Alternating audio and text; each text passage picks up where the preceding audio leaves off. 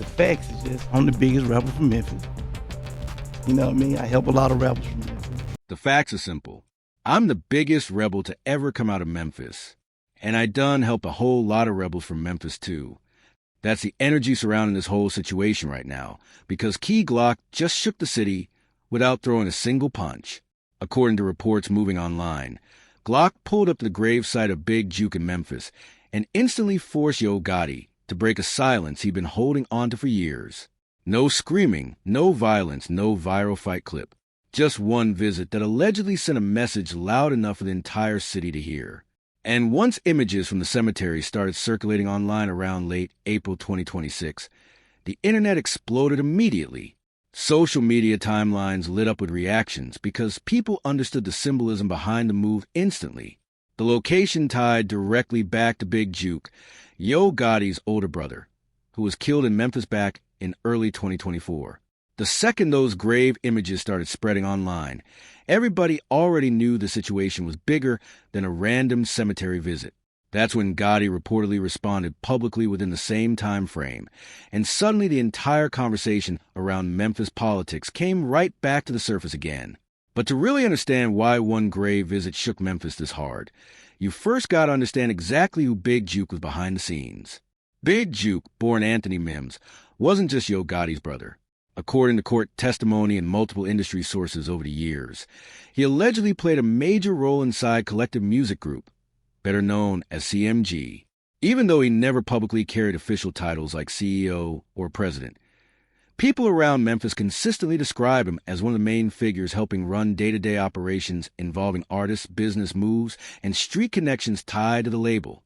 Big Juke reportedly worked heavily behind the scenes helping scout talent, manage projects, and maintain relationships connected to CMG's movement overall. His Instagram page, at Big Juke CMG, mostly pushed music connected to Yo Gotti and the entire CMG roster, which includes names like Moneybagg Yo, Black Youngsta, ESTG, and Glorilla. Around Memphis, many people allegedly viewed him as the bridge connecting the music business side to deeper street relationships behind the scenes. And that's exactly why his death shook the city the way it did. Back on January 13th, 2024, Big Juke was shot and killed outside Paragon's restaurant and event center on Winchester Road in the Hickory Hill area of Memphis.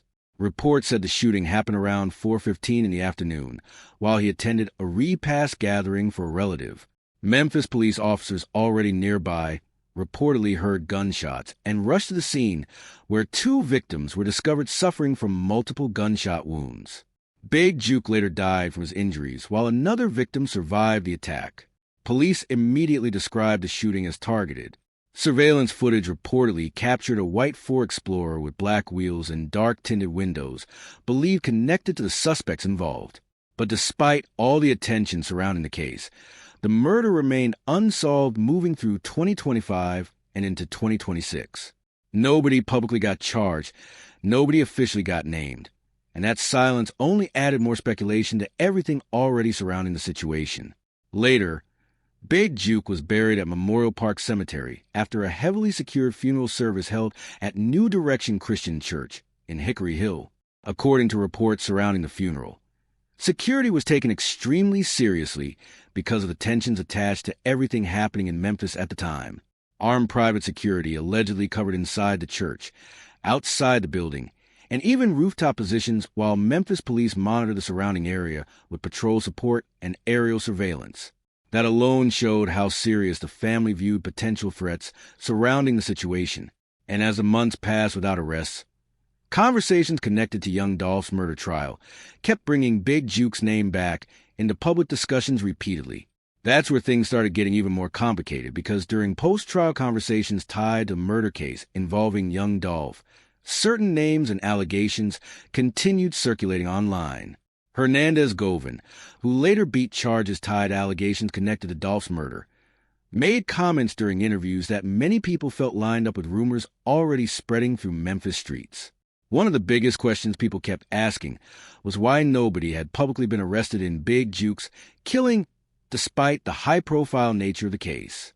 At the same time, People also questioned why Big Juke himself was never publicly charged in the broader case tied to young Dolph's murder, despite prosecutors and testimony allegedly connecting his name to conversations around the situation repeatedly. According to Govan's perspective, he felt like evidence connected to him may have also touched people tied to Big Juke, but he allegedly became the easier target because he didn't have the same money or resources available through powerful industry connections. And once those conversations entered public interviews, Memphis politics surrounding the situation became even heavier online. Then you got Yo Gotti himself, born Mario Mims, the founder of CMG and one of the biggest rap figures Memphis ever produced. For years, Gotti mostly stayed publicly quiet, while his brother's name continued appearing indirectly through trial testimony, internet speculation, and conversations connected to young Dolph's murder case. And honestly, that long silence is exactly why Key Glock's cemetery visit hit so loudly online in April 2026. Because Glock didn't need to diss anybody directly. He didn't need a song, interview, or live stream. The symbolism alone carried the message. Reports described the gravesite visit as quiet and solitary. No fight happened. No confrontation took place. No criminal activity reportedly occurred at all. Cemetery staff didn't file complaints, and Memphis police never intervened publicly. But none of that mattered because the symbolism behind the moment became the entire story. The artist young Dolph treated like family was standing over the grave of the man prosecutors allegedly connected to the plot surrounding Dolph's death. And once those images hit social media, the internet immediately interpreted the message for itself without anybody needing to explain anything directly. That's also what reportedly pushed Yo Gotti into finally addressing things publicly after staying mostly silent for so long. But to fully understand why this moment carried that much emotional weight in Memphis, you gotta rewind years before Big Juke's death, before young Dolph's murder, and before all the courtroom drama tied to the case. The roots of this entire situation allegedly trace back to around 2014, when two Memphis rappers crossed paths during a meeting that reportedly changed everything moving forward between them. Back then, young Dolph was still building his independent movement through Paper Route Empire, while Yo Gotti already controlled major influence in the city through CMG, which at the time was still widely known as Cocaine Music Group. According to multiple reports over the years, Gotti allegedly attempted to sign Dolph early on, but Dolph turned the deal down because independence mattered more to him than joining another artist's label structure. He later spoke publicly about that decision himself during interviews, explaining that he already invested heavily into building his own career independently and didn't want to give up control.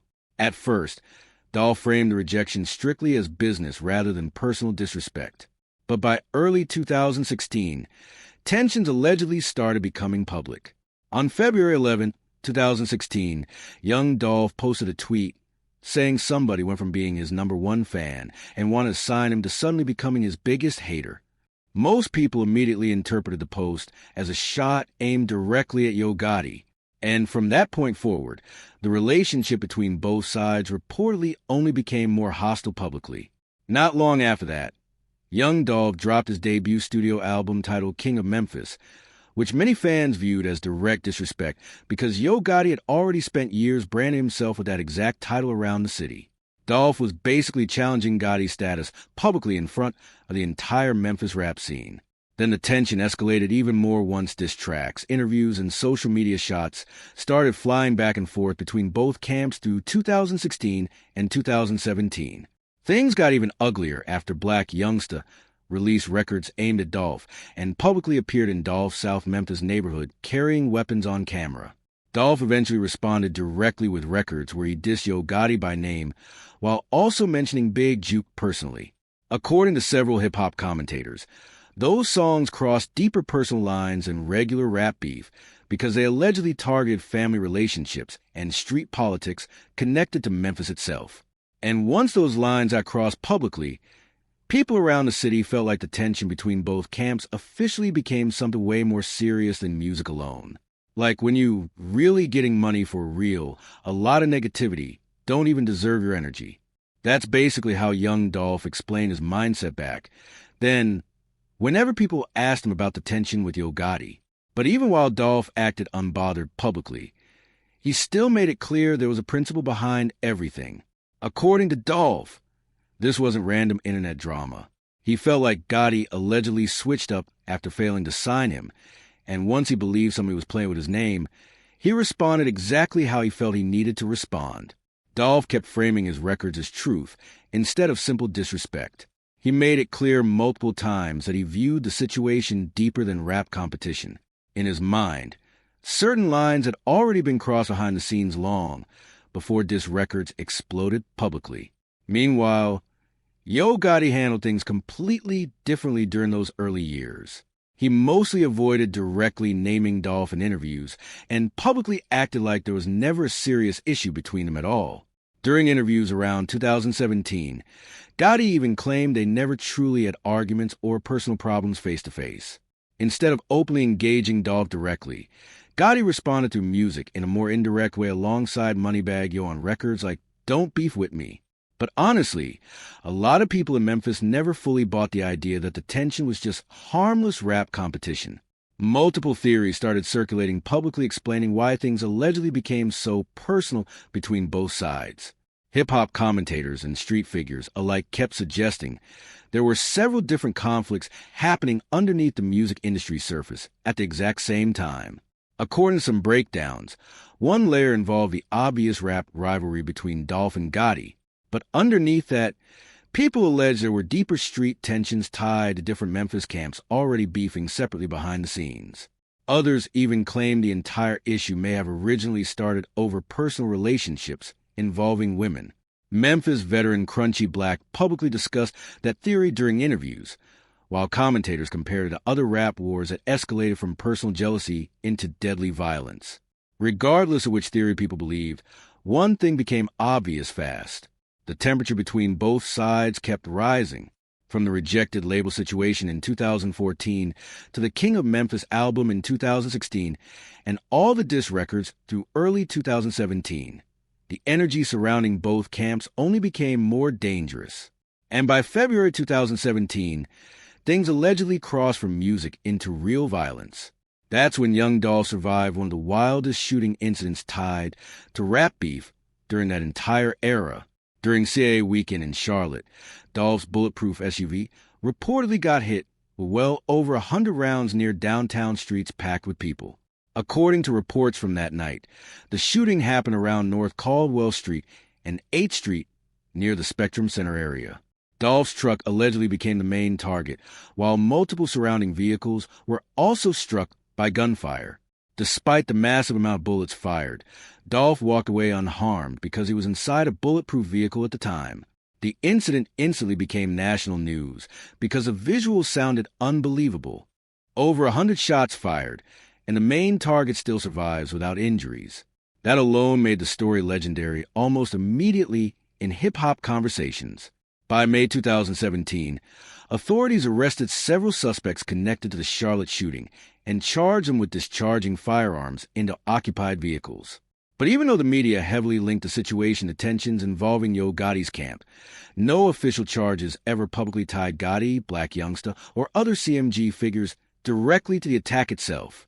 Still, public speculation kept growing because the beef had already become one of the most talked about rivalries in Memphis rap history by that point. Then just months later, another major incident allegedly targeted Dolph again. In September 2017, he was shot multiple times outside Lowe's Hollywood Hotel near Hollywood Boulevard in Los Angeles. According to reports, Dolph got into a confrontation outside the hotel before one of the men involved allegedly opened fire. He was rushed to the hospital in critical condition, but survived again. And because Yo Gotti and members of his entourage were reportedly staying at the same hotel around the same time, the internet instantly connected the dots once more. At first, media outlets floated Yo Gotti's name as a possible person of interest connected to the investigation. But shortly afterward, the Los Angeles Police Department publicly clarified that Gotti was neither a suspect nor officially considered a person of interest in the shooting. One Memphis-connected suspect eventually got arrested before later being released while investigators continued looking into the situation. But by then, the overall narrative surrounding the Memphis beef had already turned deadly in the eyes of the public. That entire 2017 stretch changed everything because the conflict no longer looked like rap entertainment. between the Charlotte ambush and the Hollywood shooting, people started realizing the situation allegedly carried real consequences beyond music. And while all of that was unfolding around Dolph publicly, Yo Gotti's own legal history from years earlier also resurfaced in conversations online. Back in 2010, Gotti had briefly faced legal issues tied to a shooting incident outside a Memphis nightclub parking lot after a confrontation involving another rapper escalated into gunfire that injured multiple people. Authorities charged Gotti at the time with aggravated riot before the case was eventually dismissed due to witness issues. Nobody died in that situation, but added another layer to how people viewed Memphis politics surrounding rap beef overall. Then everything changed forever on November 17th, 2021, when young Dolph was murdered in broad daylight inside Makeda's Butter Cookies. According to reports, Dolph suffered around 20 gunshot wounds during the ambush. And once the murder investigation started unfolding publicly, years of rumors allegedly turned into courtroom testimony. Authorities eventually charged multiple men in connection to the killing, including Justin Johnson, Cornelia Smith, and Hernandez Govan. Prosecutors later alleged during trial proceedings that Big Juke had placed a $100,000 bounty on young Dolph tied directly to the long-running feud between both camps. That accusation instantly became one of the most explosive claims connected to the entire case. Court testimony described how the alleged murder plot supposedly came together behind the scenes. According to prosecutors, Hernandez Govan allegedly connected individuals involved while promises of music opportunities and money reportedly got discussed around the same time. Cornelia Smith later testified that multiple Paper Route Empire affiliates allegedly had prices attached to them as well, not just Dolph alone. That detail especially shook fans because it suggested the danger surrounding the situation may have stretched much further than people originally realized. One of the craziest allegations from trial testimony involved claims that after Dolph was killed, one of the suspects allegedly FaceTimed Big Juke shortly afterward confirmed the hit. Prosecutors also presented phone records showing calls connected to Anthony Mims around the time frame of the murder itself. According to testimony, the promised $100,000 payment allegedly never fully reached the shooters involved, creating another shocking layer to the case once details became public inside courtrooms. Eventually, Justin Johnson was convicted on murder and conspiracy charges and sentenced to life plus additional years in prison. Meanwhile, Hernandez Govan later beat all charges against him after a jury returned not guilty verdicts during a separate trial. Big Juke himself never faced charges because he was killed before prosecutors officially moved further toward building a case involving him publicly. And throughout all of it, Yo Gotti himself was never criminally charged in connection to Dolph's murder either. That's the backdrop behind why Key Glock walking into Memorial Park Cemetery became such a massive moment online. Because by the time Glock visited Big Juke's gravesite, one alleged shooter was already serving life. One accused mastermind had beat the case. Big Juke himself was dead without arrest in his own murder, and Yo Gotti had largely stayed publicly quiet through years of chaos surrounding the situation. So when Glock appeared at that grave, people instantly viewed it as a message connected to everything that happened before. But what really made the moment hit differently was who Key Glock became after young Dolph's death. Glock wasn't just another Memphis rapper connected to Paper Route Empire. Since 2021, many fans started viewing him as the main artist carrying Dolph's entire legacy forward publicly. Signed to Paper Route Empire since 2017, Glock always described Dolph as more than a mentor. He consistently referred to him as family, his brother, his cousin, and somebody who changed his entire life.